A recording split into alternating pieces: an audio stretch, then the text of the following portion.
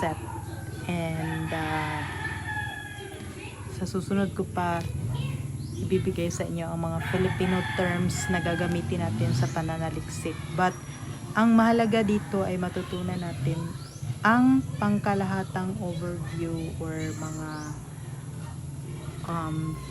bagay na dapat nating malaman tungkol sa pananaliksik. So as I have said, as of now, we are going to use this material in English. So, introduction to research. So, first, alamin muna natin ang tungkol sa definition ng pananaliksik or ang definition. So, according to Kerlinger, it is a systematic, controlled, empirical, and critical investigation of natural phenomena guided by theory and hypothesis about the presumed relations among such phenomena. So, it is a systematic, meaning it follows a step-by-step process. Meaning, research is not done haphazardly or yung walang plano. Pero meron kang plano na sinusunod bagay sa, ayon sa yung disenyo ng yung pag-aaral. Controlled kasi lalong-lalo na sa mga scientific research na kung saan ang mga variables na gagamitin ay kinokontrol. Okay, next is empirical and critical na investigation of the natural phenomena.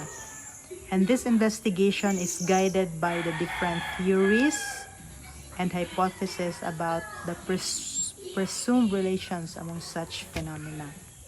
Another definition is given by Ardales in 1992. It says that it is a systematic, objective, and comprehensive investigation of certain phenomenon which involves accurate gathering, recording, and critical analysis and interpretation of all the facts gathered about a certain phenomenon.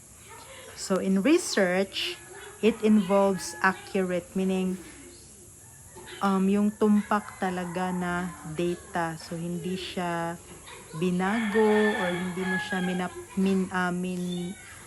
it is not a manipulated data, but it is really accurate. So gathering and recording and critical analysis and interpretation of data. So next, importance. Number 1, it preserves and improves the quality of human life.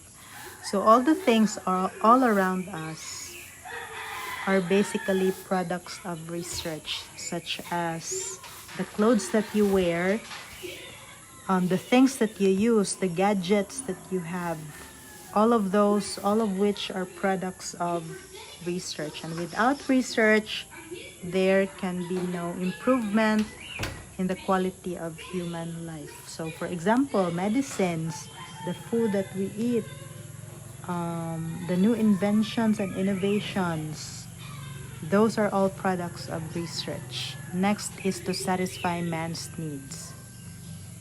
For example, he has a question about a certain thing and it will be answered through research. Next is to promote health and prolong life. So as I have said earlier, inventions such as mga COVID vaccine and different medical practices are based on research, mainly to promote health and prolong life. So without research, there can be no innovations in terms of health. Next is discovers new facts about phenomenon. For example, alcohol as fuel equal in quality with gasoline. There will be new discoveries which were unknown prior to the conduct of the research. So because of research, there are new discoveries, such as Pwede pala maging fuel din ang tubig sa pagpapaandar ng motor. Ano pa? So, maraming mga discoveries sa paligid natin ay product ng research. Next, finds answer to problems which are partially solved by existing methods. So, yes, cancer partially cured by present methods, but intensive and continuous research may eradicate it.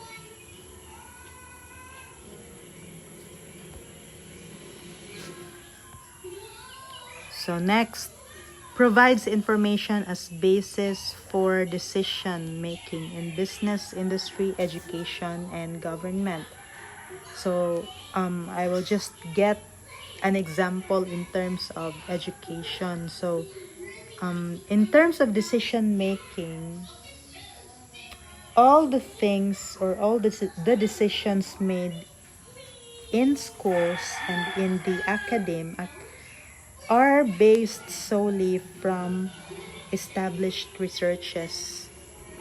So, hindi ka pwedeng basta-basta na lang magpapa-implement ng isang bagay kung hindi ito dumaan sa isang proseso na tinatawag nating research. And then, next is used as tool for monitoring and evaluating development interventions. Now let us go to the different characteristics of research. First is empirical. Empirical means that research is based on direct experience, accurate observation, and objective description of data. Data are recorded and reported carefully. It is a direct experience and accurate observation, so it is not manipulated data. It should be that whatever you have observed about a certain phenomena, whether it be good and bad, and that's it. Hindi siya pwedeng baguhin. Next is logical. So research is logical. Ibig sabihin, it is based on valid or orderly procedures and scientific principles in investigation. So, it follows an orderly procedure. And then, it is also based on valid procedures. So,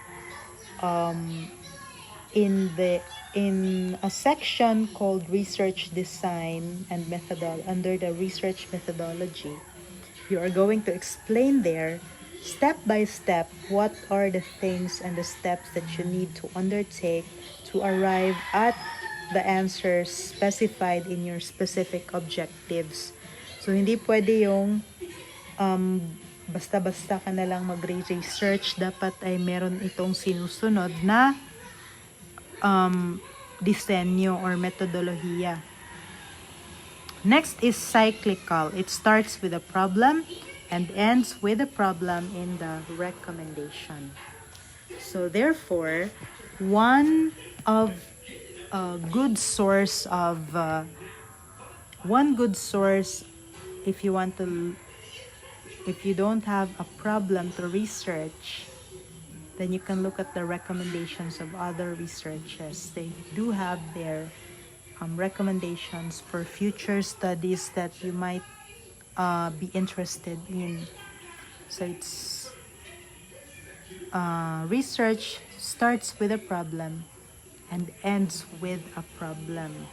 And another example and explanation for this is that it starts with a problem and then it ends with a problem, because once you find out what the problem really is, now begins another problem on how to solve this particular problem, right? So it is cyclical. It's never ending. One study may lead to another study. So that's it. Next is analytical. It utilizes proven analytical procedures in gathering the data, whether historical, descriptive, and experimental case study. So, it utilizes proven analytical procedures in the gathering of data. And then historical, descriptive, experimental, and case studies are different types of researches done. So in each type of researches, there should be procedures to be followed in the gathering of the data.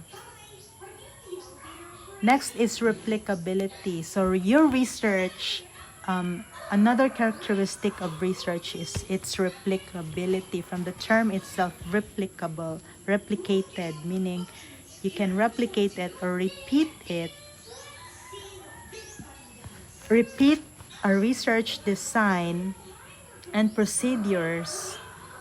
Repeat a certain problem or title of the problem, including its variables, but it should be done on a different location and on a different set of population. Hindi pwedeng ulitin, diba?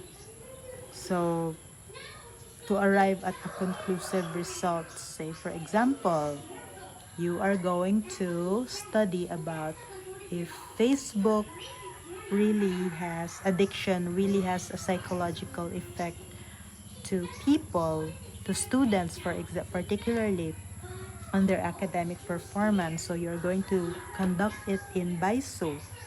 So you may replicate that study and conduct it on a different setting with a different set of population and people that will participate in your research.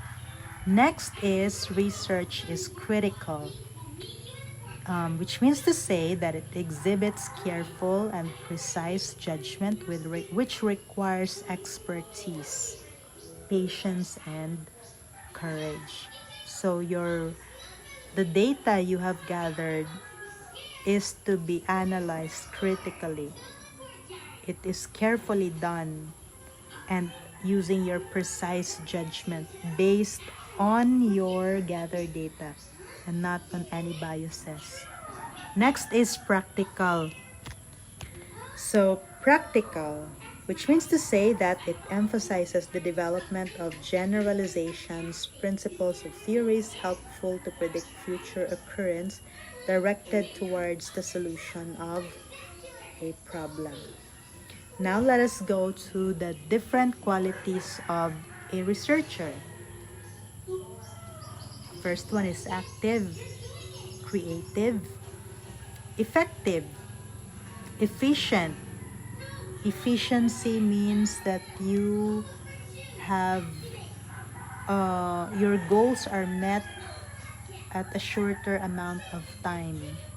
Ibig sabihin, walang nasasayang na panahon. Next is healthy criticism. When you say healthy criticism, it means to say that it is free from any biases and it is based solely on logical facts. Next is honest, intellectual. So when you say honesty in research, it means to say that you should attribute to the rightful owners the ideas that you have borrowed from them, and you should not own it as your own, because otherwise you will be liable for what is called as plagiarism. It is owning somebody else's idea and making it appear as if it is your own. So that is dishonesty in research, and it has something to do with the ethics in research. You could be liable for that. Next is intellectual. Of course, a person who is conducting research should be intellectual. Curious. He should be curious about anything that surrounds him, because that is how he will get the problem. Intellectual honesty, prudence, resourceful, scientific. Okay, now we will go to the research process. These are the steps to follow, step-by-step process that we need to follow when we are conducting research. Okay, So as I have said, research has to be done step by step. So step 1 should be done first before step 2, and prior to going to step 3, step 2 first, and step 3, step 4, and step 5, and further. Now here are the different steps in the research process. So the first one is to define and develop your topic. So prior to developing your title, you should be able to think of your topic. Topic is broader than title. So before developing your title, dapat alam mo kung sa anong topic ka interesado. Say for example, in your case, you should decide whether you will go for language or whether you will go for... Okay, so now let us tackle the characteristics of a good research problem. So number 1 is it contributes to the national development goals for the improvement of the quality of life. So before you decide if it's this will be your topic or title, so you ask yourself whether it has something to contribute to the improvement of the quality of life of the people. Number 2, ask yourself whether or not it will contribute to the fund of human knowledge. Number 3, you also have to consider that it does not demoralize or underestimate any moral or spiritual values of the people, especially if you're studying about indigenous people or a certain group of people in the community. Number 4, does not advocate any change by means of violence. Next, it is relevant to the needs of the people. So think about the current situation. Think about the current needs and problems experienced by people. So from there, you can develop a problem or title. Next, it is new and innovative. It should be something happening at present or experienced by people at present. Next is it is cost effective. You should ask yourself if you have the 4 M's. If you have the manpower, money, material, machinery to complete the task or the study. Next is it is within the researcher's interest and capabilities. So do something or study something which is in your area of interest and specialization. Okay? So next is specific, measurable, achievable, realistic, time-bounded. Will it be finished within a specified period of time? Okay, that is what we call a SMART. Just like when you are making your lesson plan, it should be SMART. Next is the data are available and accessible, and then it answers the specific questions. Next, the data are the data meet the standards of accuracy, objectivity, and verifiability. Okay, so next is hypotheses formulated are testable, can be accepted or rejected. Next, our next question is where can we look for the problems or the title?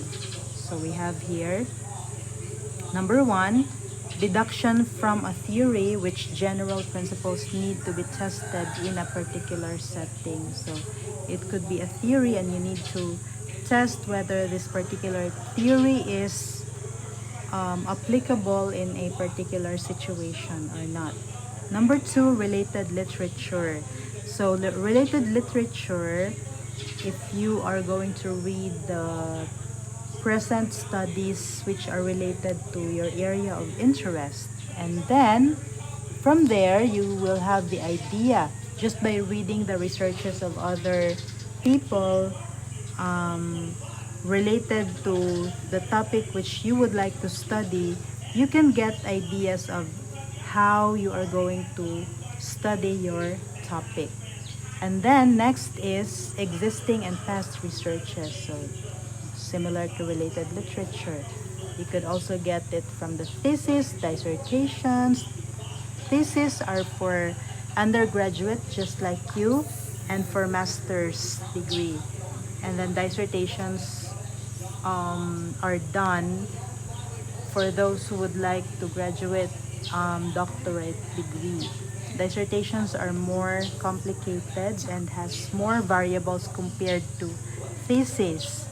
You could also find problems from the research journal's findings and then modification of research design. So, yeah. Next is current social, political issues and practical situations. Evaluation of programs. Okay, say for example, there is a particular program such as the K to 12 program. So you are going to test whether that particular program in DepEd is effective or not. Another is the implementation of DLP. Next is personal experiences, insights, common practices without empirical basis, and your observations without satisfactory explanation. So if you have experienced any problem or observed any problem and you would like to have a satisfactory explanation, then you might as well study that topic. Next, dissatisfaction of services or information. Next, problems encountered inside the classroom or at work or methods of teaching. Next, breakthroughs in science and technology may present unexpected problems. So say for example, the new coronavirus vaccine. But of course, since we are not into science, you are more onto language and literature, then do away from that topic because we will just leave that to the experts. Next is research thrust and priorities of certain organization. So, oh yeah, so just like BISO, so I encourage, diba, I have sent you the research thrust and priorities of BISO. So you also have to take a look at that and consider those thrusts and make it as your guide in formulating your title and your problem.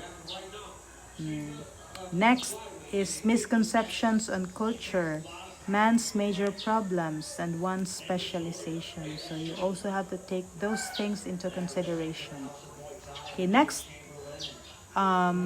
if you're done with step one, which is to define and develop your topic or the research problem, the next step would be to find background information about your chosen topic. So, or review of related literature. So, when you say review of related literature, you are going to read now some articles, some news, some writings, some related studies about the topic you have chosen. And from that, as I have said earlier, you can gain an idea as to how to run or do your own research. It can give you, I'm going to use this variable, I'm going to use this particular variable in my study, and I'm going to use this particular methodology. I will apply this in my own study. So that is very, very important. And as you read, you also have to take note and about important things that you have read, and then record it, and also take note of the what's this references that you went through, so that it will be easier for you. So my advice is you prepare as you do the review of related literature and studies.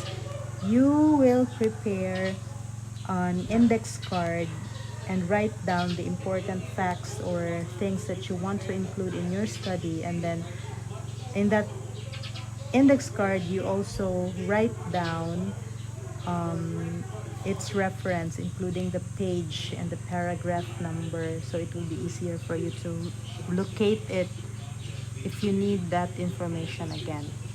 Now, once you have reviewed the related literature and studies, the next thing to do is to formulate specific research objectives, including hypothesis. So, as you do step 2, siguro meron pang pagbabago sa mga title kasi based sa yung readings, may mga nagbago. For example, at kung wala naman, we will now proceed to step 3, which is the formulation of specific research objectives or mga layunin sa research, including the null hypothesis or hypothesis. Hypothesis if there's only one, and hypothesis if there's more. So, specific research objectives. So,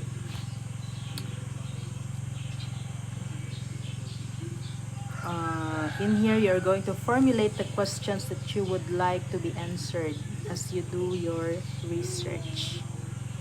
Okay, next is step number 4. Plan your research design, including your sample and methodology. So this is under the methodology, wherein you're going to identify what research design am I going to use. Am I going to use experimental? Am I going to use qualitative or quantitative research? And then including your sample. Sample means the population that you would like to study in your research.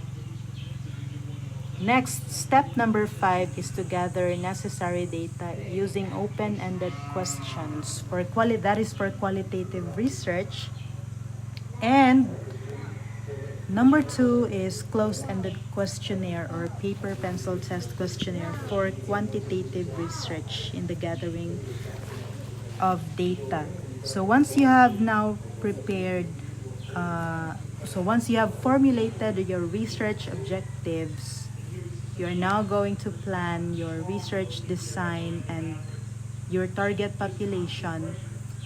And from your research objectives, you are going to formulate the questions, because diba, the main objective of doing research is to answer those specific questions. So you are going to base your questionnaire on your specific research objectives for the data gathering activity. So next, step number 6, once you have gathered all the data needed, the next step is to process and analyze the data using thematic analysis for qualitative research and statistical tools for quantitative research. And step 7 is to formulate new insights gained for qualitative research and derive conclusions for quantitative research.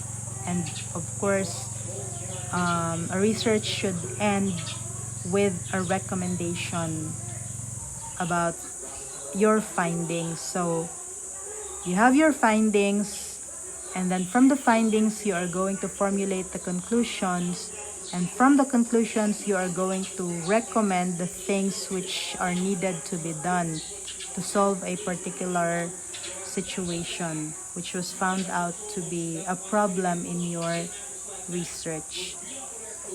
Okay, so here is the research outline. I'm just going to upload it. So in this particular course, we are only going to make chapter 1. Okay, so and chapter 2 will be, I guess, in the next semester.